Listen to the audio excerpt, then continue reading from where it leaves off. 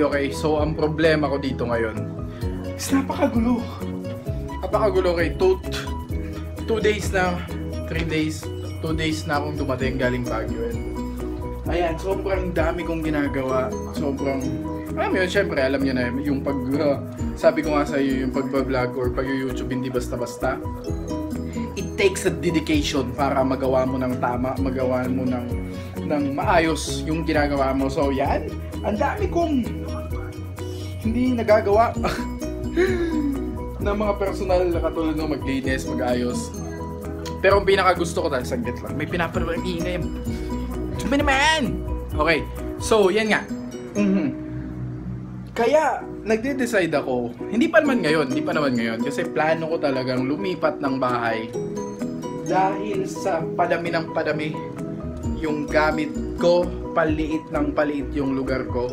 Okay, so in the future gusto ko talagang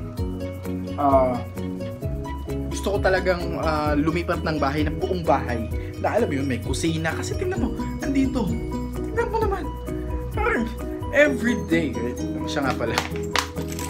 Ayan, lahat ng bariyang mahawakan ko, okay, nilalagay ko dyan. So, syempre, pag may mga okasyon, diba, hindi ko na kailangang problema pa. Anyway, balik tayo sa problema ko. Kaya hindi ko maayos yung mga alaga ko. Alam mo yun, yung aquarium ko nandun, andito yung kusina. Siguro nga, tinry kong maging organized. As in, ma-organize, ganyan. Okay siya. Still, talagang maliit talaga yung space ko. So, yun yung issue ko, and hopefully sana makahanap ako ng bahay. Yan yung pinapangako sa inyo, mas maghanap tayo ng mas maganda, mas maayos, mas organized, mas alam mo yun, yung mga baby ko dito, ayan, alam ko ito hindi ko pa naaayos kasi dapat dapat pataas yung enclosure niya, pero di ba? Every day, halos araw-araw hindi ako nababakante sa mga ginagawa ko. Anyway, mga ka-G, yan, update ko lang din yan kasi daming tatanong about sa tarantula ko, about sa tarantula natin. So yan, sinabi ko lang sa inyo, I mean, pinakita ko lang sa inyo sana. And ito, update natin sa, ayan, ito mga nymphs naman to. Okay, so yan, may mga update dito. Mga pisa na yung mga itlog and ready ng pakawalan. Yung 4 natin, as usual, maliit pa din. Yan yung problema sa maliit or mga sling. Sobrang liliit pa din. And it's just an update. Sa mga nangyayari sa buhay natin. And plano ko na ulit bumalik on track, like, alam mo yun, making videos almost everyday or everyday kung kaya naman ng everyday, di ba? Pag-uusapan natin yung more on adventure like fishing, spider hunting, mga ganung bagay about sa airsoft. Okay, yung channel ko, supportahan nyo mga ka-G, supportahan nyo na yun, okay? Okay, supportahan nyo na yun. Yung Sniper PH, mga ka-G. For the meantime, dito ko ina-upload muna yung mga airsoft videos ko as long as hindi pa siya na-monetize. Okay, 1,000 subscribers, okay, sa Sniper PH ko na i-upload yun. Hindi na ako mag-upload ng kung ano-ano dito. It's more on vlogs na lang dito, vlogs ko, reaction video about sa gagamba and about sa mga hunting adventures natin. So, yun lang mga ka-G. And if hindi ka pa nakasubscribe, make sure to subscribe. And yung t-shirt natin, available pa din. Okay, salamat sa mga bumili.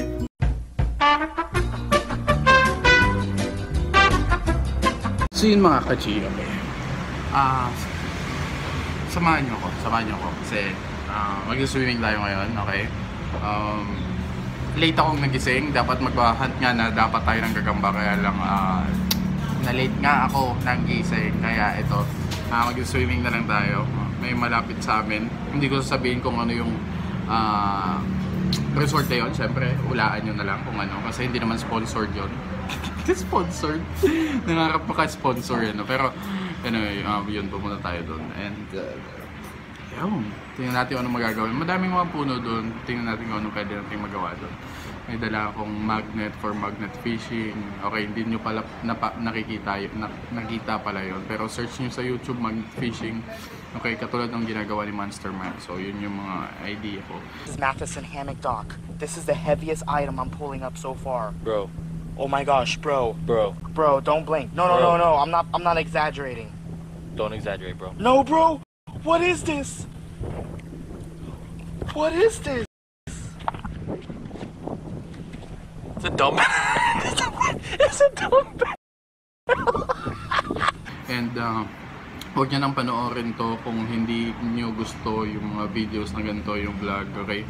So, kapag okay, sa videos, pag nag-upload ako or sa thumbnail, makikita nyo, okay, lalagyan ko ng kung anong tema niya, kung ano yung tema niya. For example, pag may gagambang tema, lalagyan ko ng picture ng gagamba sa gilid, okay? Kapag yung theme naman is about isda, okay, ang vlog lang naman is makikita nyo yung pagmumukha ko sa thumbnail. So, yun yung indication para alam nyo na kung ano yung mga papanoorin nyo at saka hindi. So yun ang mga KG, and samahan nyo ako, pupunta tayo ng swimming pool. Okay? Punta tayo ng swimming pool.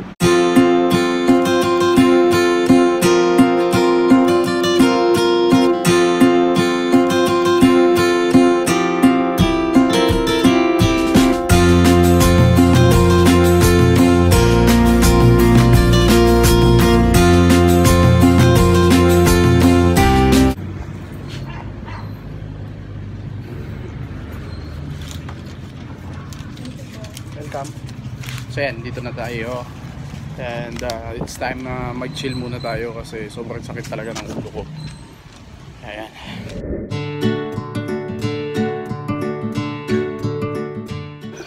So yan, sa mga taga-Imos, okay, siguro alam nyo to. Alam nyo na to, napuntahan nyo na to, taga dito sa Cavite. So, familiar siguro kayo sa mga ganito. Ayan. Ayan yung mga tent nila. I mean, hindi naman tent, cabana, ano to, cottages, rooms, accommodation, yun. Ayan. Medyo madaming tao. Okay, dito pala mga ka-G, okay, papakita ko lang sa inyo. Dito pala, plano naming fishing. Okay, so, sa mga magreklamo, ayan o. Ayan dyan. Sa mga nagreklamo or sa mga mag-aalma dyan, sabihin ang dumi dyan. So yan, oo, totoo, madumi talaga yan. Pero ang punto ko kung ba't ko gagawin yung video na yun is ito-try natin kung may makukuha tayong mga isda sa mga lugar na ganyan. Yun yung punto ko, hindi dahil para mag-inarte.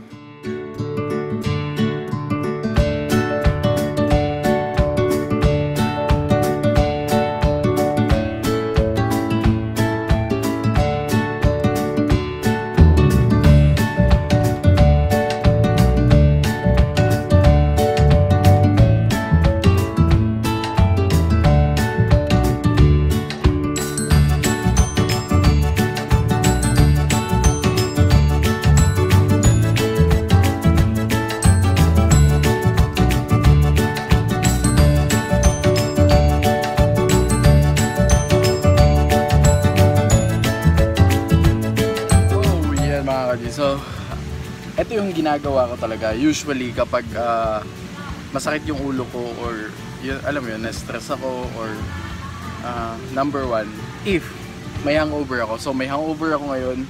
Ayan. So, sinusundutan ko and yan, nagbababad lang sa tubig, nagpapaaraw lang ako kasi yun yung way na nawawala talaga yung sakit ng ulo ko. Hindi ko alam kung bakit, pero yun, ewan ko, yun lang yung nag-work sa akin kapag masakit yung ulo ko. Tsaka tingnan nyo to. Tingnan nyo yung tubig dito. I mean, mas malinaw siya, mas malinis siya kumpara dun sa mga pangbata to eh. Pero mas maano siya since mukha naman akong bata.